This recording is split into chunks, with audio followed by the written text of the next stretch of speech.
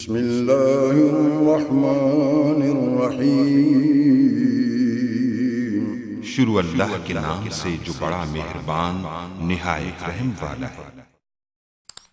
अस्सलाम वालेकुम गाइस। आज हम यूज़ केस डायग्राम और यूज़ केस मॉडलिंग और यूज़ केस में डिफरेंस क्या है ये जानेंगे।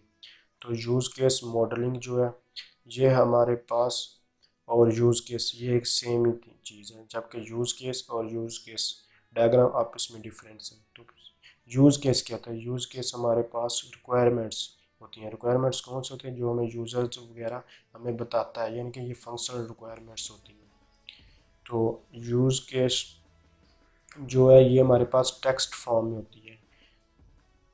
तो इसके जब हमारे पास यानी कि इसमें कोई डायग्राम्स नहीं होती, यूज़ केस में टेक्स्ट फॉर्म डिस्क्रिप्शन यानी कि वर्ड्स में होती है। तो यूज़ केस डायग्राम हमारे पास सिंबल्स में होती है। तो ये हमारे पास यूएमएल में सबसे ज़्यादा यूज़ होने वाली चीज़ें हैं, यानी कि यूज़ केस और यूज़ केस डायग्राम हम सबसे ज़्यादा यूज़ करते हैं। तो जब हमें कोई भी यूज़र अपनी रिक्वायरमेंट्स बताता है तो उसको हम पहले टेक्स्ट फॉर्म में लिखते हैं।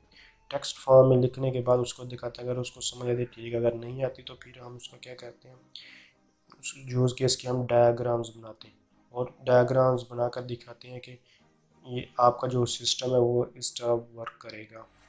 क्योंकि हम object oriented analysis and design पढ़ रहे हैं, तो उसमें हम कह सकते हैं ऑब्जेक्ट ओरिएंटेड एनालिसिस जो है ये हमारे पास यूज़ केस है, और ऑब्जेक्ट ओरिएंटेड डिज़ाइन जो है ये हमारे पास यूज़ केस डायग्राम्स है।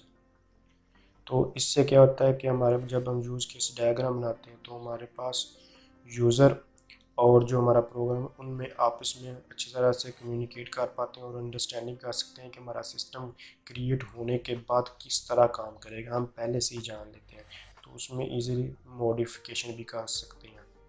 तो इसलिए ये सबसे ज़्यादा यूज़ होती हैं। तो अगर ये आपको वीडियो अच्छी लगी है तो आप इसको लाइक कीजिए, और इन दोनों को हम नेक्स्ट वीडियो में डिटेल के साथ डिस्क्राइब करेंगे। Thanks for watching.